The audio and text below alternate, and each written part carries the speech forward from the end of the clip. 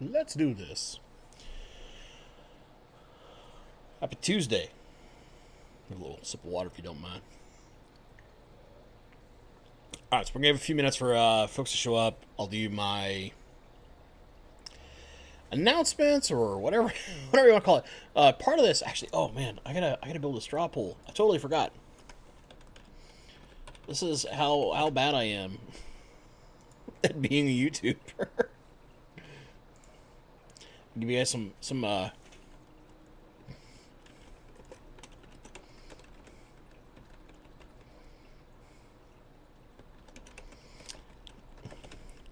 insights into how terrible I am. So we're gonna do a couple things tonight. There's no need to blow up the chat. Like, here's the simple thing, right? Corey's channel is like such a size. For those curious, I'm not really mad about it at all. Corey's channel is such a size that he can basically stream whatever the heck he wants. It's really what it is. And we small children in life, he's not gonna like step aside for that. If it fits his schedule better, then that's what he's gonna do, right? So I'm not that stressed. I mentioned it to my significant other, and she was like, she had some unchoice words. And she's got some bias because she loves me.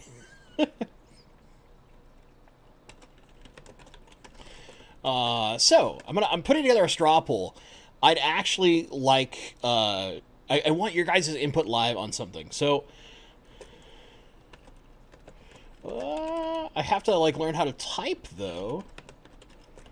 Whoa, I can't spell words today. So some stuff that happened at my work, right? I had we had this big move where they moved a bunch of people around the building, and they moved my team, from like one pod of desks. Let's say that here's this area, right? And there's row, 4 rows, right? They moved us from row 3 to row 2. That's it. But in doing that, they lost all of my computer equipment for my desk, because they put it somewhere completely different. So I spent half of my morning finding all my work equipment to then move it back so that I could actually work for the day. But yeah. It was a thing. So anyway, I'm gonna have a straw poll tonight.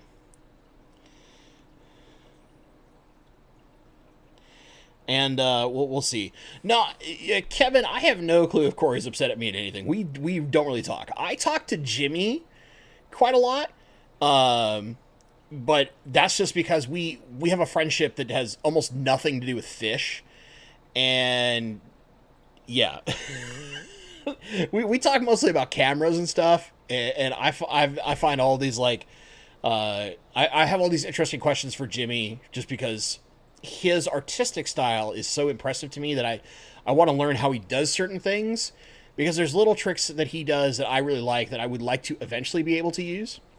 Jason, you're way too kind, my brother. So I got to do this while I'm setting up this straw poll. My brain is like just out the window. Let's see who will top me. Let the love flow. Super chat storm. No need. I don't need super chats.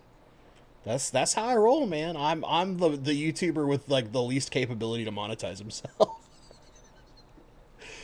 right, I got the last one finally. Remember what I'm doing.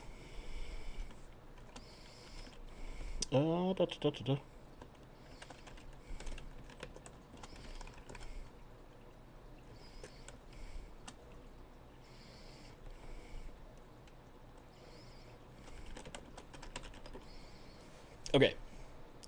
So I have a straw poll. Oh, I have to have a title.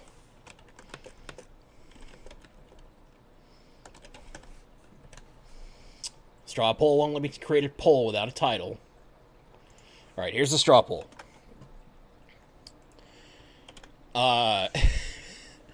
So the upcoming video part of this is I want you guys to tell me live, of these 3 options, what you want to see first. So yeah, eventually we'll do all sorts of stuff like this. But so one is why product X. I'm not going to spoil what product. I'm not going to spoil what product, but why product X sucks. This would be a lot like my review of the Sun HW 5000 filter, because I've got some real choice words to say about a very, very, very popular product on the market. Very popular. Used all over the world, level popular in our hobby. Or just more Master Aquatic Horticulturist pro tips. Yes, I know we want all of them, Rico Stan. I know. That reminds me. There's something I didn't do. Bonk. Last week that needs to be done. That's fixed. Welcome to unlimited phenomenal cosmic power, Rico. Or some life stories. These aren't necessarily fish related, but life stories. I talked a while back how I was gonna like do or life story type stuff that wasn't fish related, only as member stuff, and then I kind of got away from that thought because I was the few times I do those videos, they feel a little more special. So yeah. Alex Mitchell, have you tried the Sun filter as a small trash can yet? Funny you say that. I actually have. I used the empty canister bucket to hold a bunch of plant clippings like 3 weeks ago when I was dealing with some overgrowth that I needed to take care of. And I'm going to probably have to do the same reasonably soon with the giant Java Fern Wendelov that's in the Guppy Mansion. Because I basically have to break it down, get some new child pieces out of that thing, and attach them to some new wood that I got that I've been soaking for like months to make sure that it sinks properly. But yeah, so there's that. But yeah, if you want something along the line of the Sun, trust me, the product in question is very, very popular. A lot of people use that thing. Vote for that. If you just want plant tips, I've got them. Trust me, they're all over the place. I spout them unintentionally, but we can do more of those. And this is just what comes first. You know, it's one of those things where every once in a while I love to poll people and oh, chat, you are hilarious, and I like seeing what you guys want to see first. It's my ability to like let you guys have a little control and input in the channel. It's how I kind of how do I say this? I leverage your wants and needs. Why does Product X suck when Chemical X created the Powerpuff Girls? I'll spoil it a little. It is an additive and not something like a filter or a heater. It's a line of additives that are very commonly used in freshwater aquariums. I do love the Home Depot or our equivalent bucket is better constructed than the Sun. You're not wrong. I had a comment recently on the Sun video. We had a couple people who like just call me flu ball fanboy and stuff. Whatever, they can do that all they want. But one guy had mentioned that he had a leak so bad that he nearly lost all of the water in his fish tank and barely caught it to save his fish.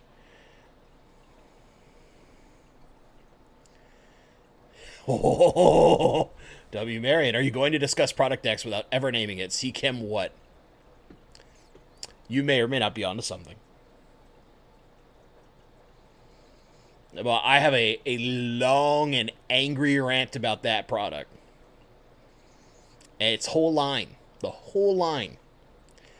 I think that particular product does a massive disservice to us hobbyists. And that company can go F itself. But they build other products I like, so sucks. All right. Let me talk briefly, about Fishtober Fest. I put up a poll recently just asking some people, for those who don't know, I just want to give it a little love. You know, it's one of these things where it's a small thing being put together by Daniken Aquatics for the most part, but also with the Greater Portland Aquarium Society. So if you're in the Northwest, you have an ability to make it, maybe your drive's only a couple hours away, or you're like a real crazy person and you're like, I'll fly in, why not, for one day? I mean, I certainly would not expect that. This is the poster. This guy right here. I think it's actually quite cool. I love the art. The art is beautiful. The art is beautiful. But, so it's Sunday, October 10th in Portland, Oregon. They got a nice hotel lined up. They got some great speakers who are all YouTubers, which, they caught a little flack from somebody because they were picking YouTubers. But you know what? I think it's fun having a lot of YouTubers. Well, okay, there's one that isn't a YouTuber. That's Lawrence Kent. And Lawrence Kent, I've said this many times before, if you have any opportunity to see Lawrence Kent speak, do it. That man is, one, just a wonderful human being. Two, his ability to tell stories, they're so engaging, they're so enjoyable. He's just an absolute joy. He's a member of my club. I've heard him speak multiple times.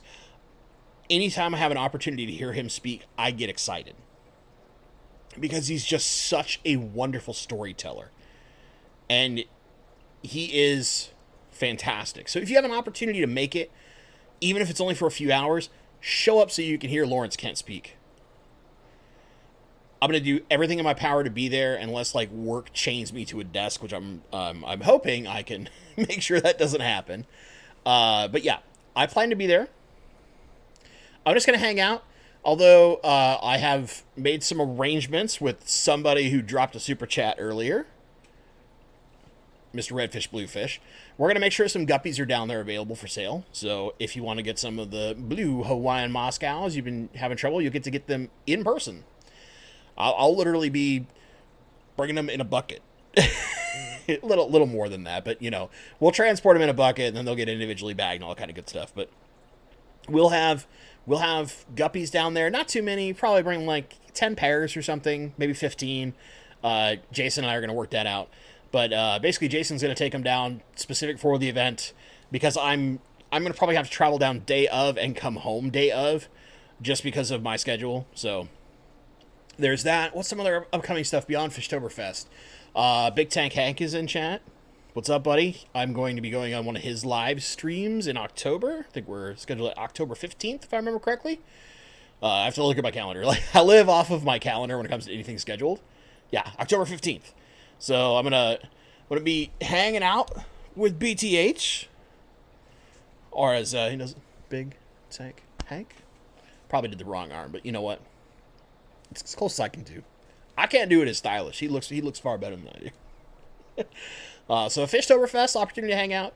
If you want to hang out on another live stream, be there with Big Tank Hank. That'll be fun. There's another podcast I did recently that'll be coming out.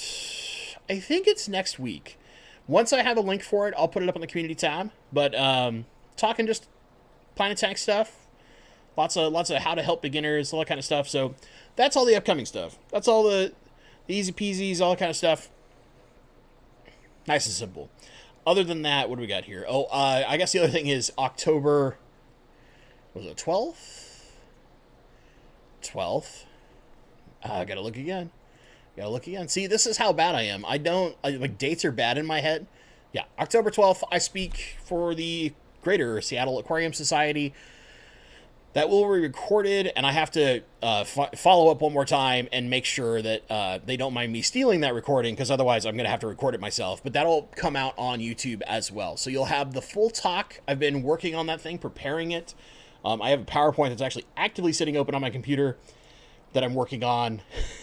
I spent a lot of time over the Labor Day weekend working on it because I had one extra day off. I know, a miracle, right? And I used a lot of that time to work on my presentation, gather some photography, some other interesting stuff beyond like cleaning filters, spending time with the dogs, spending time with my lady. Yeah, my weekends don't really involve all that much relaxing. They involve a lot of work usually, but you know, anytime I can spend a little extra time with my lady and the dogs or the fish, it's good times. So with that being said, we'll dive into questions. Guys, as always, at Bentley Pasco, easiest way for me to see your question. If for some reason you haven't already seen it, we've got a straw poll active right now. What video do you want to see next from me? You guys here live in chat get to determine it. Community tab ain't getting nothing today. It's you guys. So let me know. Want me to rant and rave about a certain product? Very popular product line. More master aquatic horticulturist pro tips, or some life stories. Some life stories. I like telling stories, if you guys don't know. That's what I'm into. When I do videos and interviews, I'm trying to tell the story of a person or a business, something like that. So like an example, when we did the kind of the first videos with Jason at Redfish Bluefish, I just like slurred. Woo! That's how you know that despite having an extra day off, I did not sleep all that much. We tried to tell the story of why open a fish store in the middle of human malware. Or when we talked to my buddy over at Shrimpy Business, Nick, why quit a chemical engineering job, a job that makes good money, very good money, to sell shrimp online, right? You know, that I like telling those kind of stories and how people come to those points in their lives or do things like that. It's just interesting. So I've barely been drinking. Not yet. I did over the weekend. I had one beverage over the weekend. I know. Wild and crazy, right? But yeah, let's talk about some stuff. Let's talk about some stuff. We got some questions in chat. Paul Soltero, I think Daniken needs to video the speakers and make it available a few days after the show. I think that would be fantastic if they can do so. But a lot of times, some speakers, Lawrence Kent might be on that list. I don't know. The YouTubers probably don't care. Will either not want that out in the public, or in the case of YouTubers, a lot of times they want it on their own channel. So it's a question. I mean, I imagine it'll be each of those, but yeah. Westfish tanks. Bentley, is it about Flourish causes red hair algae from the ungodly amounts of iron in it? Oh no. The rant is far worse than just algae about the product, which may or may not be correct in your statement. I'm trying to be all coy about it, but yeah. You guys have figured it out. It's CkimF Flourish, all right? It's CkimF Flourish. That's what we're going to scream about. Debbie Marion. I'm just going to go with Marion. I like Marion a lot more. What do you want from me? Is there any fruit trace product you recommend with all the scarcer minerals? Yes. So right now, although I have a friend in the industry who's working on a product, so when that comes out, I'll do my own testing of it, and if I like it enough, it'll probably become that product. But I really like Brightwell Fluorine Multi right now. And the only reason why is because it's basically all your trace minerals plus potassium. So you're not going to get phosphates and you're not going to get nitrogen in it. Dude, if you have a big fish tank load, you don't need those things. You're going to get those naturally from feeding your fish, right? You need all the other stuff.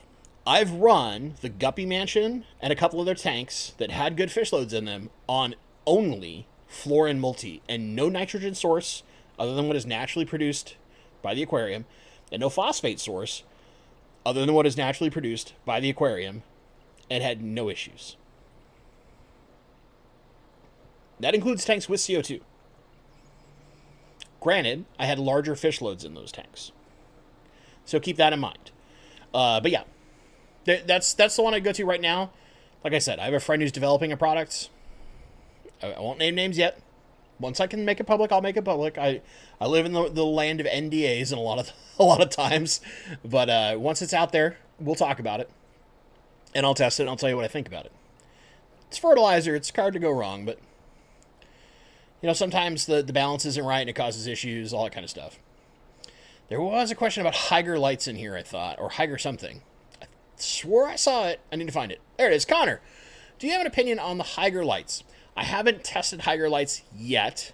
That being said, they look really similar in general build quality to the JCMP, and I've had a lot of feedback from people in comments that they are similar to what I've said positively about JCMP and negatively at the same time.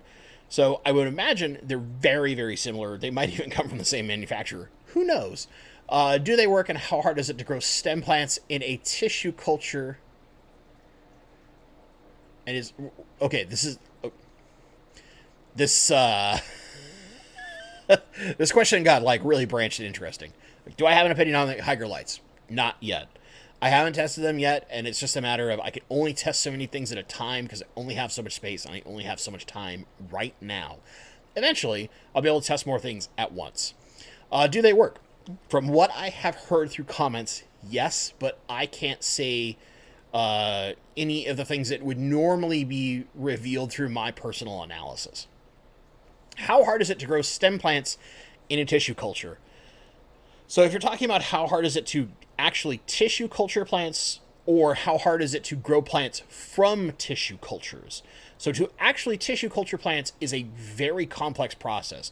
Jason at Redfish Bluefish knows quite a lot about this. He will be speaking about it at Fishtober Fest. I hope that gets recorded and put on his channel because he's got a lot of experience in doing it. The goods, the bads, the uglies, all of it.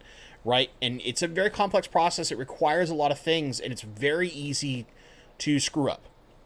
That's part of why you don't see a ton of people just at home doing tissue culture.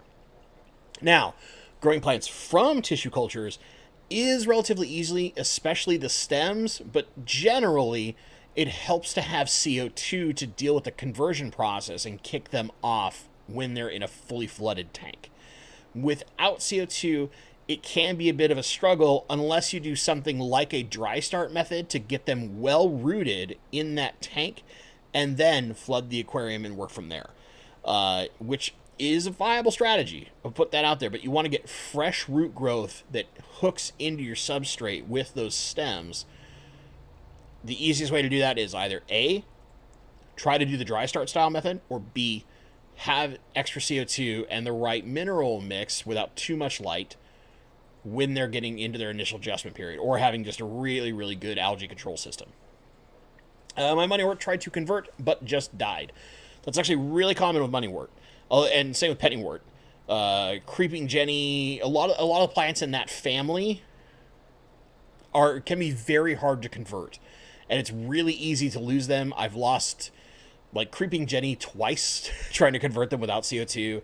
And I've had others that just like had no problems whatsoever. So it's one of those things where even somebody who's really good at plants, or at least they think they are, like this dum-dum right here, can struggle to do so with some of those plants because they're just a little more finicky about their conversion process.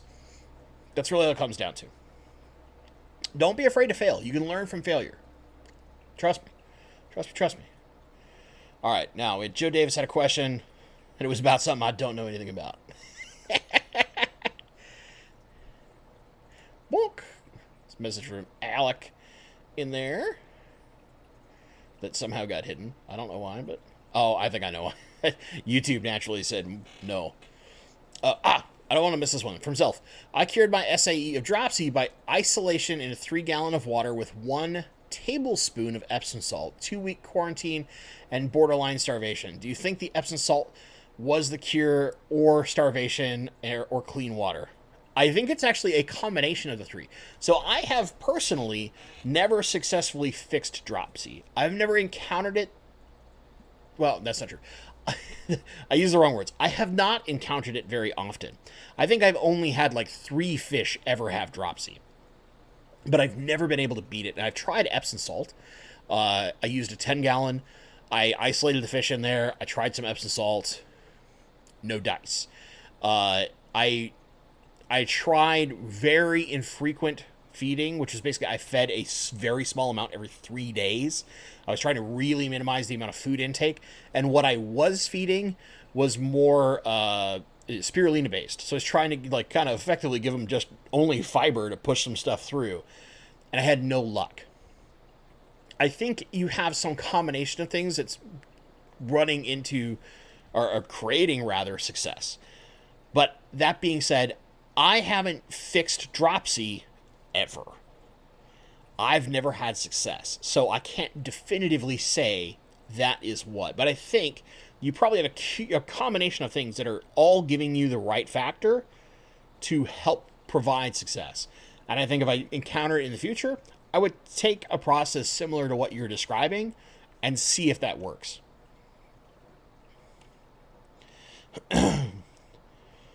Christian, hi. My name in alternating caps. Okay, now, I gotta find Joe's question. This chat's jumping on me. But it was about brackish stuff. It was... Joe! Whee! I gotta find it. There we go. I caught up. Bentley, do you think you could do a brackish tank containing mud skippers and Pseudomagil cyanodorsalis? So my concern would be that the mud skippers could potentially predate on the cyanodorsalis. Now, that being said, cyanodorsalis are fast, but they do like a very high salinity rate. So they like nearly full saltwater levels of salinity. They really like that salty water. They want their brackish water to be more salt than fresh. Now, you can keep them in more normal brackish levels, but in the experience that I've come to understand from talking many times at length with Gary Lang about them, is that he has significantly higher levels of success when he has that much higher salinity rate, where it's closer to true salt water than it is more fresh brackish, right? So keep that in mind, because then that might determine which mud skippers you can keep. I'm not super familiar about mud skippers. That would be maybe a better question about keeping mud skippers might be for someone like Zenzo, who's kept quite a few different species.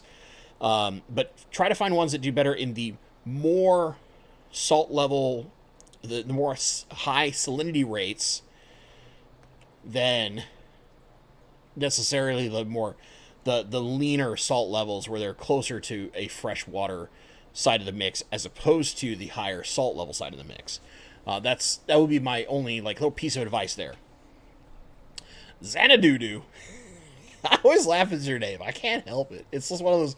It's that inner 12-year-old that I have. Just ordered food and new nets from the co-op. Also have a full shopping cart with Dan's Fish. So exciting, dude! That's a way to start the week. It's going on spending spree.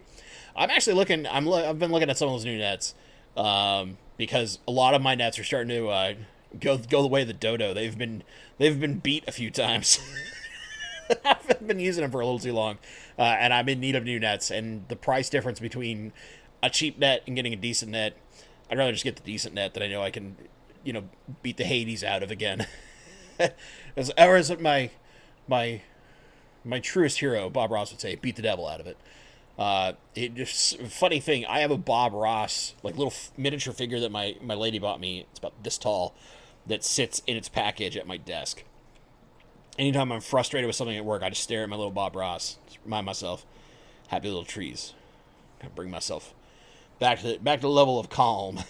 Geek boy, where's my I voted sticker? So you can make your own. You just imagine. It's right here. It's right there. It says I voted. It's a big rainbow fish. Connor. Hey, Mac. You recommended me Rads a few weeks back, and I'm stoked to say I'm getting in a shipment from Roseline 17. That's the guy to get it from, man. Marcel is amazing. Any tips on breeding Rads or Rads in general? So from my experience with Rads, which is mostly through a local here who bred a lot of Ceres Creek Rads, they will breed in their tank, and as long as you have a reasonable amount of plant cover, they won't predate on their young all that much. Now, that being said, just like any of the larger rainbows, even though they're a little smaller, if you get them a proper breeding mop, you leave that mop in there for 4 days, 5 days, as long as you don't see them picking at the eggs, huck that in a fresh tank, or even get an attached breeder box if you can set it up in a way, or one of the co-op style breeder boxes actually sit in the tank. You could do those too. And just put that in there so that they're protected, or in a completely different tank so that they're safe, and raise them up that way. You're going to have a lot more success. Now, one of the nice things about Rads is their babies start a little bit bigger. They don't have as many eggs as some of the big rainbows, but their babies start a little bit larger. They can't necessarily go straight to baby brine right away, but if you give a nice powdered food, or infusoria, or vinegar eels, microworms, any of those super tiny foods, they can feed off of those for about a week, and then typically they're ready to go on baby brine shrimp from there on out. And if you have baby brine or some of those small foods regularly in the water with the parents, that triggers a natural reaction to them to know that, like, there's lots of food around. Babies can survive. Let's spawn. It's that time of the year, right? Even if it's not naturally like your spring, summer months, it triggers something inherent in the fish to go like, it's time. Make those babies, right? So that's a couple little tips there. I'd be curious which one you got. Like which of the lines you get, like Tewa Creek, Ceres Creek. He's got Carland Creek, I think. He's got quite a few really awesome ones. Roseline 17 on Aquabid, also known as Marcel W, because I cannot pronounce his last name to save my soul. I think it's like Wortrich. I don't know. If I ever go out to Minnesota, though, that man has said, you're welcome to come tour my house anytime you like. And I would almost fly just for that. Almost. Except my work is like, nah. You don't get that much time off. Yeah. Von Lurker, another name that I love a lot. I came back to the hobby after a 1-year break, and I'm setting up a 40-gallon breeder. What filtration lighting substrate would you use for a planted aquarium? You want me to build the whole tank? All right. So it depends on what your goal is. If you're trying to do lower requirement plants, so Anubias, Java ferns, Bucephalandras, Vallisneria, Dwarf Sagittaria, a lot of those lower demand things, or even things like Ludwigia repens, the lower demand stems, then I think you would be fine with a Fluval Aqua Sky and no CO2, or a little bit of CO2 if you want to like boost it a touch and get just some better growth and color. As far as substrate is concerned, there's a lot of options you could do, but keep in mind that, like, if you have lots of epiphyte plants, you don't need a planted tank substrate. But if you're going to have like stems or some kind of rosette style plants like cryptocorynes, things like that, then I would look into either Fluval Stratum or Brightwell's Rio Escuro. And the reason why I like either of these two, I would preference toward the Rio Escuro personally, now that I've used it for a bit, but sometimes it's just easier to find the Fluval Stratum, is neither of them leaches a lot of ammonia. In the case of the Rio Escuro, it leaches 0 ammonia. So you don't have as many water changes that you need to go through before you're fish safe. That being said, patience is a virtue. If you take a lot of time and wait, you'll just get through that anyway, and you can even use things like ADA that have a very high amount of ammonia leach. Now, the other thing that I like doing is I like mixing my substrates, so I'll mix a full bag of either of those two, Fluval or the Brightwell, with 1 full bag of Echo Complete Black. It's a little cheaper, right? So you're saving a little bit of money to get your volume, but it gives you kind of some extra benefits, some extra texture in your substrate, and it's because that in particular is a more coarse, almost lava stone-like product. It's really good for roots to grab onto and can help with that different mixture of substrate types, or if you layer it like lasagna style, which is a little easier to do, but if you mix it fully, can help some of your more delicate rooters grab on and stay in a little better. And doing it in layers can do the same thing if you plant deep enough into the other layers. Finally, filtration. That's all dependent on the type of fish you're using.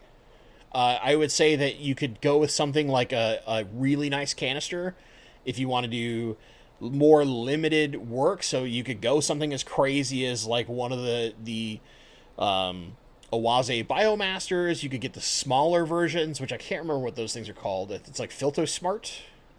Yeah, I think it's the Filtosmart, if I remember correctly, which are pretty effective little things.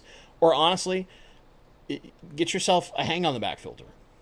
They work great. You could also do sponges. If you have dense enough planting, you can have no filtration and just water flow, or you could use like the Co-op Powerhead sponge combo. There's a lot of options. Me personally, if I was setting up that aquarium nowadays, I would probably use a canister just because I like the higher rate of flow that's a little more controlled. Or if I'm trying to save a little cash and not spend as much in the filtration side of things so that I can buy a nicer light, then I would look at getting like a hang on the back, like an AquaClear, either 70 or 110, depends on how much flow you want. Or More likely, I would look at the titles because I just like the pump that's in the title overall more than the AquaClear as far as a filter is concerned. But that's personal choice. They're basically almost exactly the same. It's just choosing which pump you want. The difference is really minimal. They both last a long time. They're both great filters. Personal choice is what's going to prevail there. Last thing. So if you want to go more high energy, so you know you're going to do CO2, you're going to do a lot of stems, you got stuff that takes a lot more light that isn't as low requirement on the planting side, then I would start looking at like the Fluval plant. The 36-inch Fluval plant is a fantastic light. You don't have to go too crazy and do things like castles or anything insane like that. You could also, if you need to save a little money somewhere, look at the CkimF light. I think the Hygger light is about similar in power. If you're having trouble getting the CkimF where you live and you could see a Hygger like on Amazon or whatever, but those would be the options I would look at. If you want more power because you're going to have CO2 and faster growing stuff, look at either the Fluval plant if you want something super controllable, or look at the CkimF if you want only a little bit of control, but just a more cost-effective light, right? It's cheaper, it's really, really powerful, but you don't have nearly as much control as you do with the Fluvals. If you don't need as much light, that Aquasky actually does an amazing job for being a completely app-controlled light, especially if you've got a lot of Crips and Java Fern. The thing's perfect. It is like literally perfect. I have grown a ton of rare Crips extremely fast under that light because it basically gives me perfect conditions for those kind of plants. And that's with very low CO2. I'm pushing about a bubble a second in that tank. So it's not the CO2 that's doing all the work. A lot of it, honestly, is the type and quality of light that's being provided to those plants, which is to say not as much power, longer duration, which is what those kind of plants like. There's your options. That's what I would do. Also depends on your fish, because if you've got fish that don't like high flow, you don't want a like super powerful flow filter, right? You're going to want a smaller filter or something that you can diffuse in some way, shape, or form, like spray bars and things like that. Wow. That was a long one. But tank setups are something I like, so, you know. That'll get me babbling. Check in on our poll right now. Oh. This is really close. Either more Master Aquatic Horticulturist Pro Tips, currently in the lead at only 10 votes. Right behind it at 9 votes, Why Product X Sucks, which we figured out through chat is CkimF Flourish. That's what I'm going to scream about. I got a lot of issues with that product line. And Life Stories, not doing so well. We'll get to them eventually, don't you worry. So Life Stories also includes, by the way, I didn't mention this, Life Stories includes talking with people like Cousin Henry, or maybe, I'm working on this, my mom. My mom has agreed to come on a video. And we're going to talk about what it was like taking me as a child to fish stores back when I had the fish tanks as a kid, and some of her experiences doing some of that stuff. That's a video I got my mom to agree to. And like just keeping fish, some of her experiences with like my great grandmother, so her grandma, the one that bred angels way back in the day, little stories like that. Those kind of stuff will come. All right, Mac. Purplish algae coating rocks and leaves. Yeah, it's like a purplish black. I know exactly what you're talking about. Real tough stuff to scrape off. Easy. Haven't found a good ID or way to combat it. So, the particular algae you're talking about, one of the easiest ways to beat it is not a fun way. You basically use citric acid. So you would have to remove your plants. You have to have plants you can easily remove, and use a tiny amount of citric acid solution on like a toothbrush, and you just lightly go over it to abrade it with the citric acid solution, and that just murders that algae in a heartbeat. And then you rinse it off and put it back in your aquarium. Now, at large scale, this is almost impossible to do, right? That's why this method sucks, but it's the most effective method to remove it. Second method to remove it, snails. Horned neorites, mystery snails, and ram's horn snails will chew that stuff up like crazy, but it takes time. You can't just get one snail and expect it to be gone in a week. It's a slow, continual battle. Now, the way that you usually get this kind of algae is too much light on really low demand plants, or more importantly, too much light and not enough flow. And when small particulates of fish waste or fish food or what have you, any kind of to try to settle on those leaves, it acts as a food source for that kind of slimy, pain in the butt algae to get onto those leaves, feed off of, and flourish. And it sucks. I deal with it all the time in one of my tanks, and basically my answer has been, I just have to understand that it's going to stay there. Now, there's other ways you can deal with it. An example would be like if it's on Anubias leaves, you can clip a majority of the Anubias leaves except the newest, youngest ones, and they will grow back. But you're cutting all the leaves off in order to deal with that algae. You can do similar to some of the other plants, but it sucks to deal with that stuff. Very often it comes from limited flow, way too much light on low demand plants. That's what most commonly causes that algae to occur. You'll most frequently see it on things like your Java ferns, your Anubiases, because they're big, broad surfaces. They don't need very much light. And they also aren't very high demand. So they're not fighting a ton of the stuff in your water, and that's where that algae can just go hog wild. Desert Fish Keeper. How much does stratum drop pH when combined with CO2? I just picked up a 75 doing the slow-moving plenum that Dr. Kevin Novak teaches. Water so hard, maxes out test strips. If your water is that hard, you're barely going to touch your pH. If you have enough carbonate hardness, you're really not going to see much of a pH drop. You might see like 0.2, 0.3. I have at most seen in most of mine with fresh stratum and running CO2 at like 2 bubbles a second, which is not a lot, I understand. In a 40 breeder, I've seen like half, 0.5. But in the end, your fish should be able to handle that, because the difference in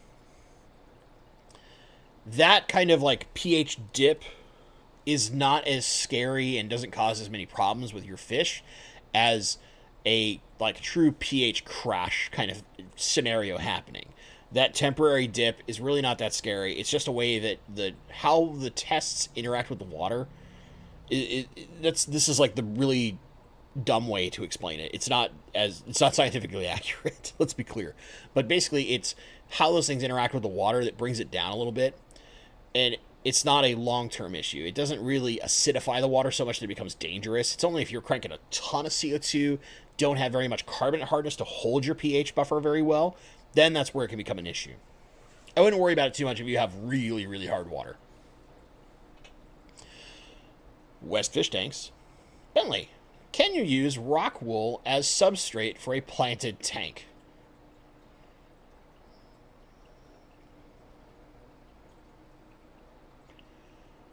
You know, that's like one of the most interesting questions I think I've ever heard.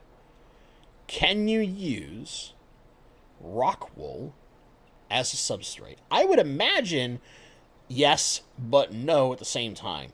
So my concern is, without some container to hold the rockwool kind of compact, if you've got fish moving over it, it will start to string out and spread out, and it won't hold all that well.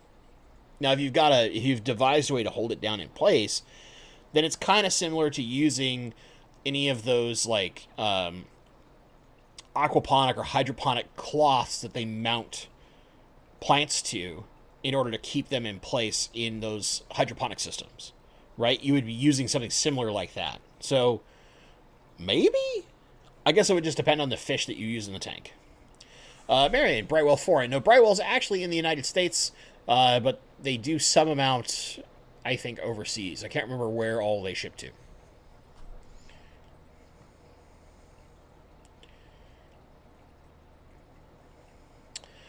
Some extra details from Zelf. I cured my SAO dropsy isolation. Wait, no. Am I getting repeats of stuff I thought I talked about? What is going on? I feel like my chat's repeating on me. For some reason. I don't know. I saw stuff I've seen before.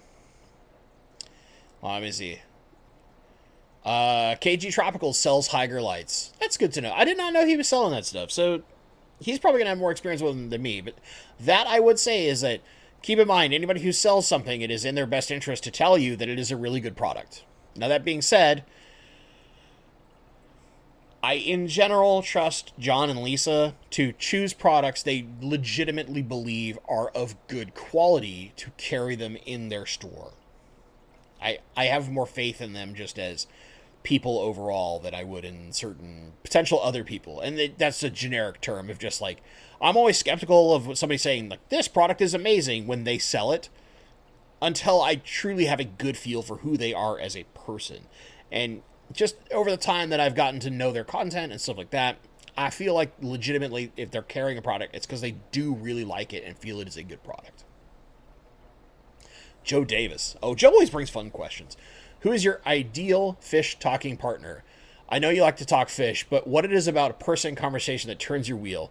You know, honestly, I love people who have different experiences.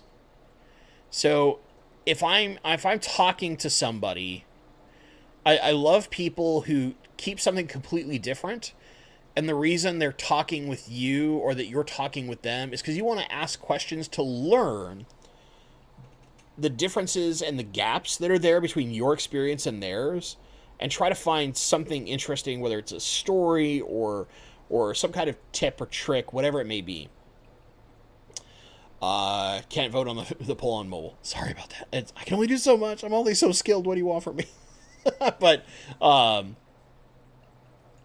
yeah, so I'll give you an example. Like, one of my favorite people to talk to is Master Breeder Dean. And part of that is because we'll just sit and babble about fish, and about what we've been doing or what we're up to, or, and he'll start telling stories sometimes when he'll get to, like, something some experience he's had. And between the combination of the story and the lesson he learned in that story, I always pick up something interesting. It can be the tiniest tidbit. Like, I get a lot of flack for one of the videos I did with him because the audio is terrible. And I know the audio is terrible. I was passively and like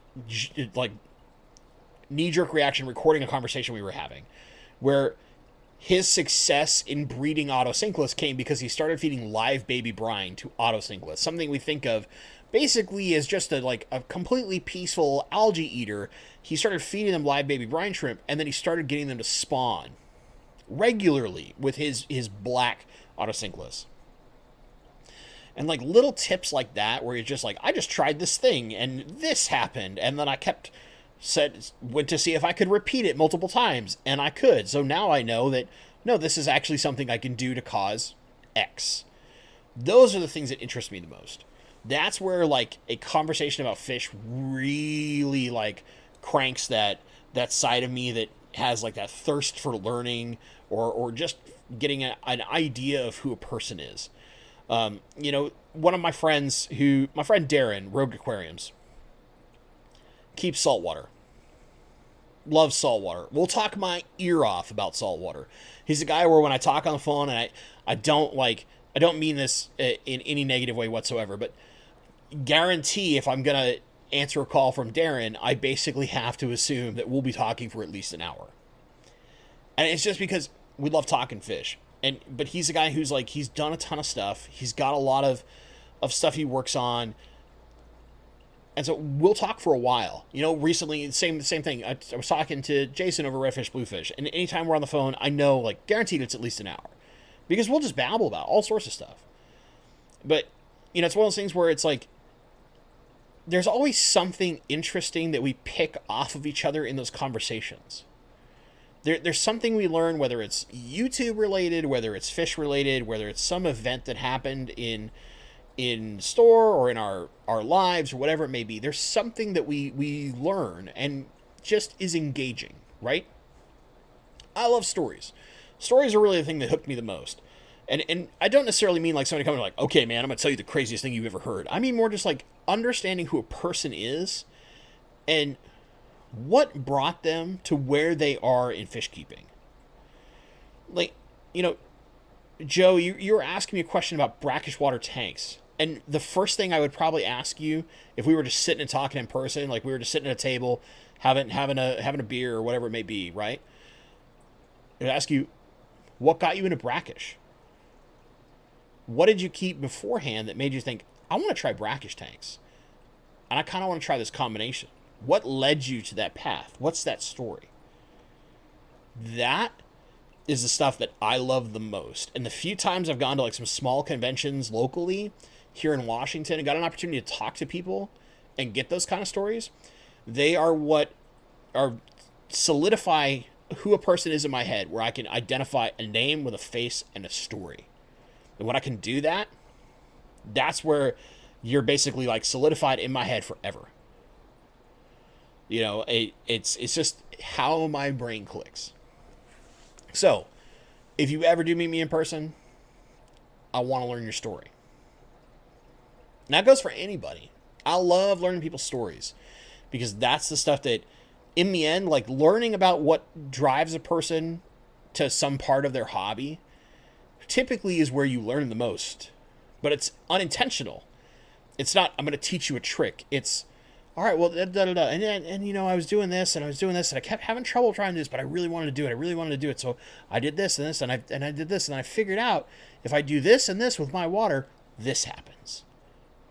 And sometimes those little tiny nuggets that you don't think to tell someone come out in a story, come out in getting to understand a person's path in life. And that is where, honestly, to me, the most interesting tidbits of knowledge I've ever learned in fish keeping come from. Where I learned the grape leaf trick for Crips came from a story from my Crip specialist friend that he had heard from somebody who collected them in the wild. And how they tried to, where they found the most success setting up something at home. It was a pure experiment. And then it proliferated. Because one botanist tried something. It's kind of like Takeshi Amano, right? There is this fantastic kind of piece of knowledge that not everybody necessarily knows, but it's well known that Takeshi Amano almost quit this hobby until he'd heard some story about adding carbonated water to tanks to make plants thrive. And that led him down the path of injecting pressurized CO2 into tanks. And from there, the father of modern aquascaping was effectively forged. Without some random trick he had heard about and trying that thing from a story, we may never have Takeshi Amano. We may never have ADA. We may never have modern aquascaping. But that story led to one of the most profound changes in planted aquariums. One story. That's why I love getting people's stories. You always learn something, whether it's about a person or it's about your hobby. That's what grips me the most when I talk to people. I know I ranted a lot. I went on a long tangent. But these are the kind of things that, like, truly I enjoyed the most about being a fish keeper. West fish tanks. What are your top 5 plants? I'm instantly not going to answer that. I don't do top 5s. Choices for breeding for profit tank. Getting a 40 breeder with a Fluval 3.0 and CO2 because I'm obsessed with your plants for profit method. So, in general, what I have found the most success with if I'm trying to breed fish is Java Fern. I use a lot of Java Fern, especially things like Wendelov or Needle Leaf, because it creates lots of fine hiding places for your fry to hide. And your adults won't typically dig in there all that much. But it leaves small places for fry. Also, really dense Crips are very great for fry to hide in because they can, and taller Crips. You don't want the short Crips. You don't want like Parvas and Lucins and things like that. You want the taller stuff.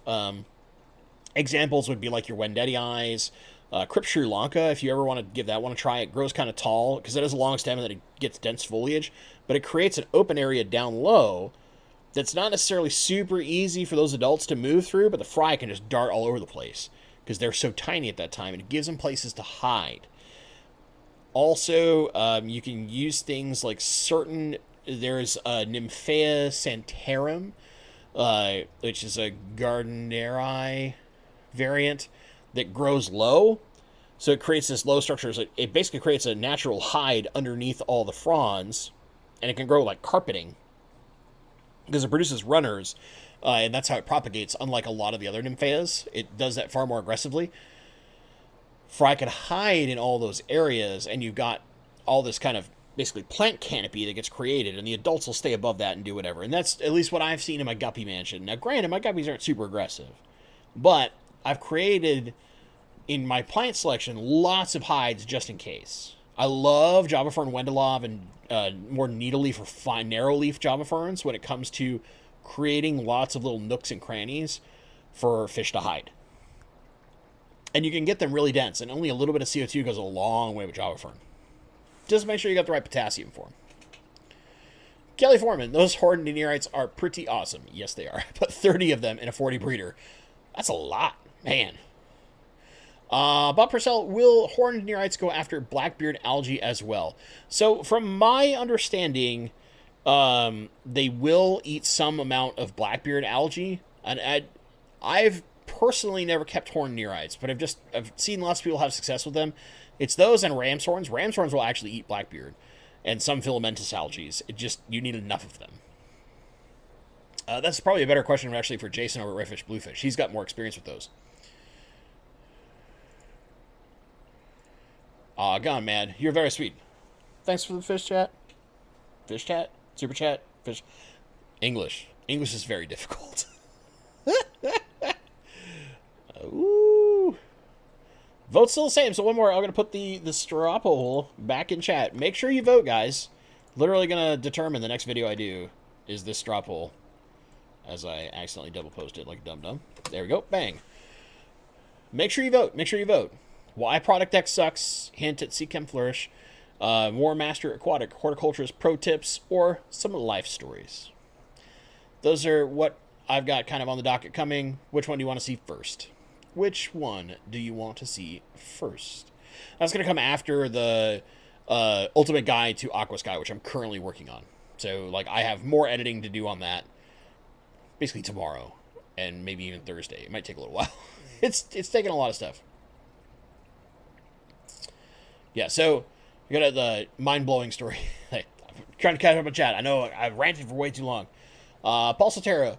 Redfish Bluefish just found a new, at least to me, dwarf cichlid. Latacara. Whoa, I can't even pronounce that. Species will give me the most colorful of pistos, run for money. Wow. I'll have to look that up. Be very curious. I've been busy. Kevin's Canines and Aquatics. Bentley Pasco, only an hour. Yeah, my stream's only an hour, roughly speaking, but usually we go a few minutes after, because it'll depend on when Dr. Black's trying to start. I always run overtime. It's just how I do. I'm terrible. My hour is like an hour 15. All right, I'm going to try and catch toward the bottom. Some comments, though. Alyssa, my good friend, the other member of Team Bentley. Takeshi Amano is the whole reason I bought my first ever aquarium plants. I mean, that's a good reason to buy them. It's a good reason. The man was amazing. Wayne Talbot, can you give me some advice on how to propagate Cryptocrine balancea, as mine is going wild? Well, but if it's already going wild, then it should be propagating for you. Basically, the balancea, it's a time game. So a lot of Crips prefer lower intensity light for a longer period of time. And then in general, they like more iron, especially if you can get it at the roots, than you would normally think they would need. So you would treat them almost like a red plant where you want extra iron for them because they consume quite a bit. Even the non-red Crips like more iron. And if you can deliver it at the root system, it's even better. Other than that, like, you don't want too much flow. And you just want to give them time. Balancea is kind of a slow propagator, but once it gets happy, it goes all over the place. And arguably you could say that for a lot of Crips, but it's even slower than Spiralis, which Spiralis can be really slow to propagate, but once it takes off, it starts propagating quite a lot. So it's just one of those things where you just got to get it in the right situation. And I would argue that the best way to do that is your lighting. You want to bring your lighting intensity down, something like the difference between a fluval plant and an aqua sky as far as power is concerned, but then keep your duration long. So instead of giving them like 6 hours light a day, give them 10, 12, 13. I know this sounds crazy, but you want to treat it like a summer or spring day. That's when the highest growing season is, right? But you want as if they're in the shade. You don't want to have a super strong light. That can be a problem that can cause algae. But if you bring the power of that light down and have a nice long duration, like it's a kind of summer day in the shade, that is the recipe for success when it comes to making Crips propagate naturally quite a lot more. Jeffrey Lay, have you ever had issues with plants and fish thriving because your tap water is too hard? Well, so unfortunately, in the case of answering this question correctly, I live in an area where there's like nothing in my tap water. My TDS out of the tap is about 32 on its worst day. And that's in the summer when you've had the most evaporation naturally and your water levels are at the natural lowest in all the reservoirs and stuff. I go to 32. In the winter, when we're in like your kind of flood and rainy season, my TDS out of the tap is like 25, 26. There's like nothing in my water in Seattle. So I can't answer that very well. However, I will say this. Ways that you can handle that are using things like sediment and carbon block filters. So like the whole house filters you can get at a Home Depot or Lowe's or any Menards, any of those home stores, right? You can use those to filter out a bunch of stuff. You could also use RO units in order to pull that down and mix RO with tap water to bring that TDS down. And if you can get yourself somewhere between 100 and 200 TDS, right, that's going to be somewhere between general hardness, like 4 and I think it's 6 or 7 in that range. It makes it a lot easier. Super hard water can be really difficult for certain plants, especially if they're in the conversion process. Most plants in general, there's some exceptions naturally, but most plants in general prefer softer water. Not necessarily acidic. Some do like acidic, but some like basic water too, which is to say slightly more alkaline, so in the over 7 pH. You don't want to go too high because that's when you start getting those high amounts of hardness concentrations, right? And high amounts of carbon hardness and general hardness is when you start getting higher alkalinity. But softer water in general is what plants like. They absorb nutrients better in softer water, but some can do well in hard water. It's just the unfortunate part of dealing with liquid rock.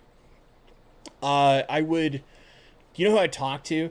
Talk to somebody like Lucas Bretz or Jason at Primetime Aquatics. These are guys who live in areas where they have naturally hard water out of the tap as well. They're going to have way more experience for you than I do.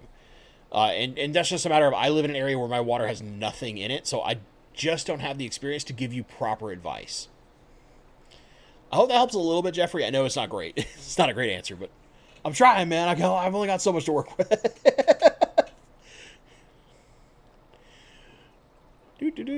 Chat jumps. That's how I know I'm way behind. Alex Mitchell, I have really hard water. How would you go about fertilizing what I need to test for what is exactly in my water?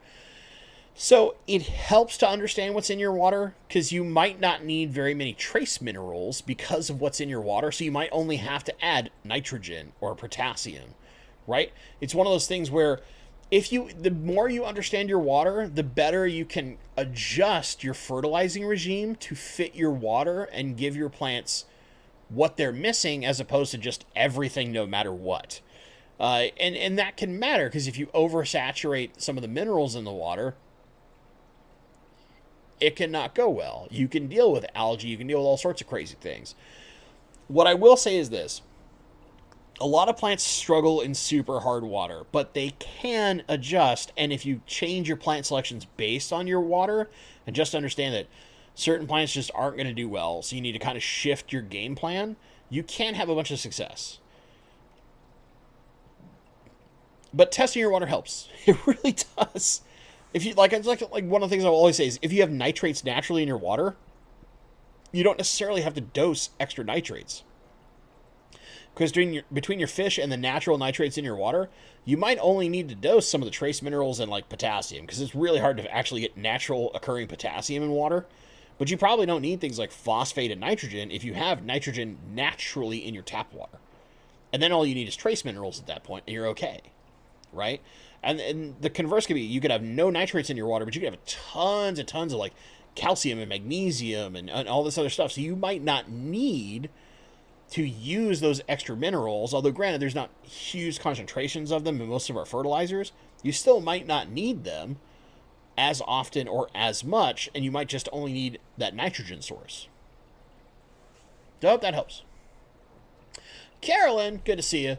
Tiny snails on my aquarium glass. They never grow up. Not a lot of them. Could they be limpets? Maybe. I also have neorites in that tank, and I doubt they'd hatch. Well, definitely not neorites. Neorites have to go into salt water in order to hatch. And they could be like bladder snails that aren't getting, or like pond snails and those that aren't just getting enough nutrients to actually grow. Right? You have things like that. So, yeah, there's that.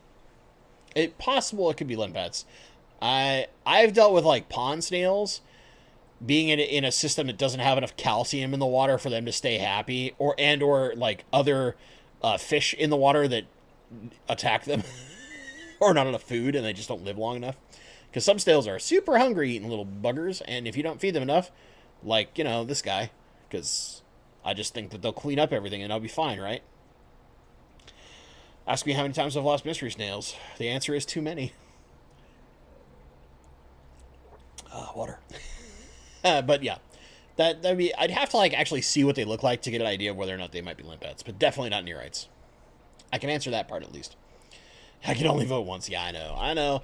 I probably should have like actually just said like truly why I think CkimF Flourish sucks, but I wanted to try and be coy about it, not spoil it. Don't worry, that video will get made no matter what. But yeah.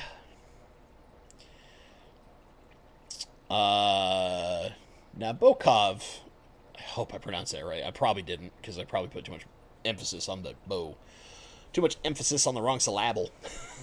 You should do a video explaining or talking about Mr. Amano, admittedly. I don't know enough about him. So I only know so much about him. You know who actually knows a ton about Amano? George Farmer. That guy, real joy to listen to. I recently heard he was on a podcast talking about mental health, because he had some stuff happen to him while he was serving in the Royal Air Force, and aquariums are part of how he copes with that. So PTSD, right? And it's phenomenal to listen to George talk. I absolutely adore George. I cannot wait for the day I get to meet that man in person and shake his hand, because I love that guy. But you know, he talked a lot, and a lot of the inspiration for him getting into aquascaping comes from Takeshi Amano. So he is by nature educated himself quite a lot about Amano. I just know little tidbits here and there. It's one of those things where like I learn little bits because I'm not a big aquascaper. I'm actually terrible at aquascaping. I pondered making one of the poll options, by the way, aquascape a tank. But then I realized like I don't have another tank to put up anywhere, so that's kind of a dumb idea. Because I'd have to like tear down a tank to aquascape a tank, and I am terrible at it. So there's that. Oh man. Make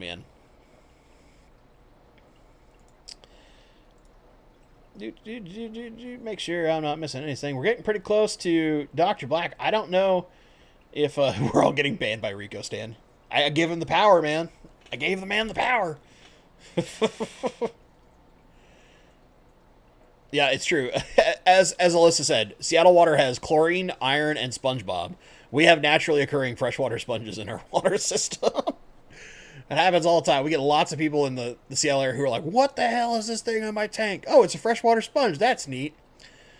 Oh, by the way, you guys will be getting an update on Bob here soon on my Instagram. I took a brand new picture of the sponge of most infamous things on my channel. This dude. Come on. You can do it. There it is. There's the emote. What about Bob?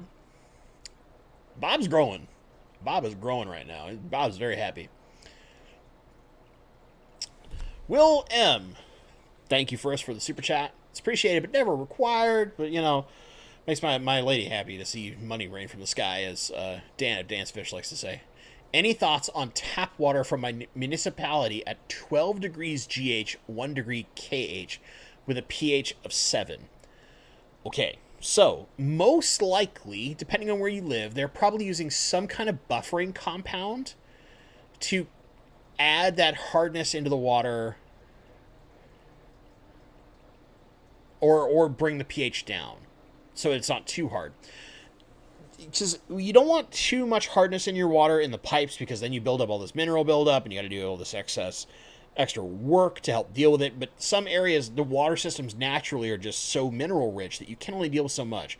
But if you buffer the pH down some, right, and you use chemicals to do this that can gas off, not all of them do, but some of them do,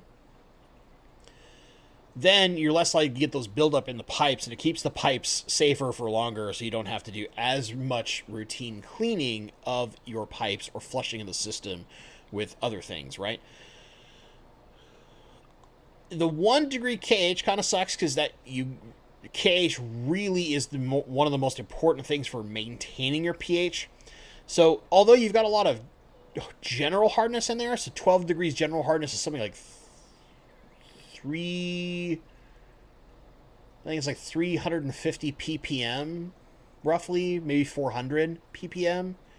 There's a chart for it. I have to consult it. It's a range. It's never perfect, but it's somewhere in that kind of range.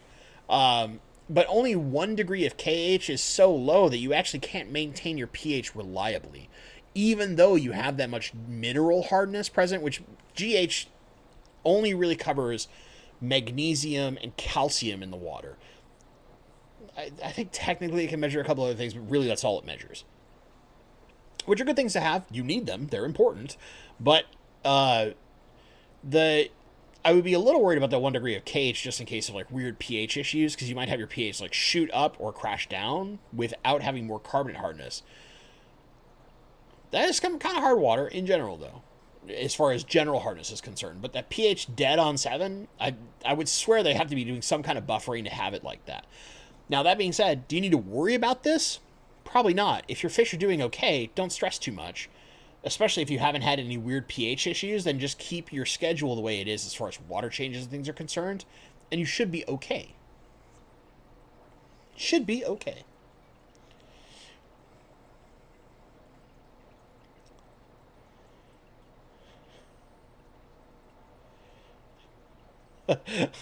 Santa Doo-Doo. I love George Foreman. The man makes a grill. If I accidentally said Foreman, I'm going to feel embarrassed, but I'm pretty confident I said Farmer. Confident I said George Farmer. But yeah, we'll have an update on Bob. So, with that being said, I don't know. I'm going to check real fast if Dr. Black's coming up next.